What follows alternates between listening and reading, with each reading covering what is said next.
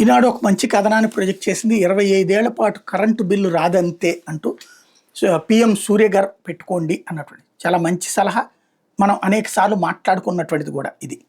ఎందుకంటే ప్రభుత్వాలు సంక్షేమ పథకాలు ఆపలేవు. ఓట్లకు అది ముఖ్యం, పేదలకు సంబంధించి అది ముఖ్యం. అవి ఆ సంక్షేమ పథకాలలో ఉచిత విద్యుత్ కూడా ఒకటి. రైతులకు ఉచిత విద్యుత్తు, దళితులకు, బడుగు బలహీన వర్గాలకు 100 యూనిట్లో 200 యూనిట్లో ఫ్రీ అన్నటువంటిది. అంతవరకు బాగానే ఉంటుంది. ఆ డబ్బులు ప్రభుత్వాలు పెట్టుకుంటాయి అంటే పెట్టుకో, కరెంటు సంస్థల మీద వేసేస్తాయి. ఆ కరెంటు సంస్థలు ఈ లాస్ని ఎలా భర్తీ చేస్తాయి? మిగతా జనాల మీదనే వేస్తాయి.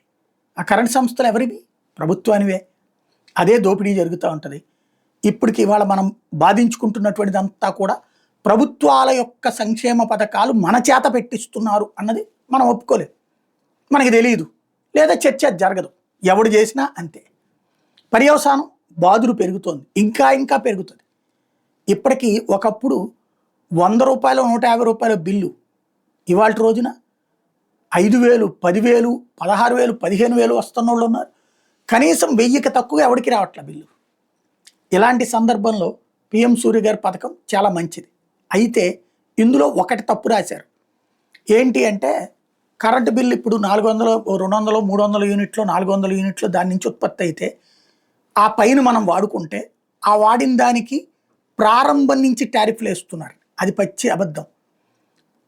ఈ సోలార్కి సంబంధించిన దాంట్లో జరుగుతున్నది ఏంటంటే మనం ఫర్ ఎగ్జాంపుల్ ఒక 400, 450 యూనిట్లు మన ఇంట్లో సోలార్తో ప్రొడ్యూస్ అయింది. మనం వాడికింది 500 యూనిట్లు అనుకోండి. అప్పుడు ఏం చేయాలి? లెక్క ప్రకారం, వీళ్ళు చెప్తున్న లెక్క ప్రకారం ఈ 450 యూనిట్లు పోను ఆ మిగతా 50 యూనిట్లకి ఈ తొలి స్లాబ్ 2.5 రూపాయలు వేయాలి. అంతే కదా? అట్లేమే ఎట్లా ఫైనల్ స్లాబ్ ఎట్లయితే ఉంటుందో ఆ 10 రూపాయలు వేస్తున్నారు, దోచేస్తున్నారు. కాబట్టి అది పేపర్ కొంత అబద్ధం రాసింది, లేదా తెలియకపోయి ఉండొచ్చు. సోలార్ వాళ్ళని బిల్లులు చూస్తే అర్థమవుతుంది. దానికి తోడు అదేదో ఛార్జీలని వేస్తూ ఉంటారు పద్దాక. ఇప్పుడు మామూలు కరెంటుకి ఛార్జీలు వసూలు చేశారంటే ఓకే.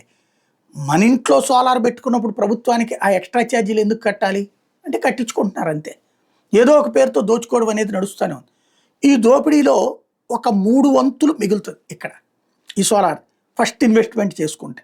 ఆ విషయంలో మధ్యతరగతి దాన్ని ఎంత ఎక్కువ వినియోగించుకుంటే అంత బెటర్.